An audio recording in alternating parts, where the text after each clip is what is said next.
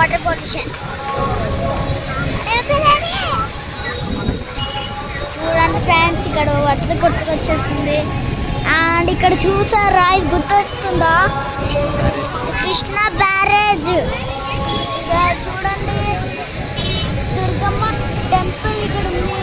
Full rush ఆయన బంద్ చూస్తాకు వచ్చారు. మళ్ళీ అక్కడ చివరకు గుడిలాగా ఉంది చూడండి. ఓకే ఫ్రెండ్స్, బాగా ఇక్కడ ఒక ట్రైన్ ట్రాక్ చూసుకోండి. మొత్తం రివర్, కృష్ణ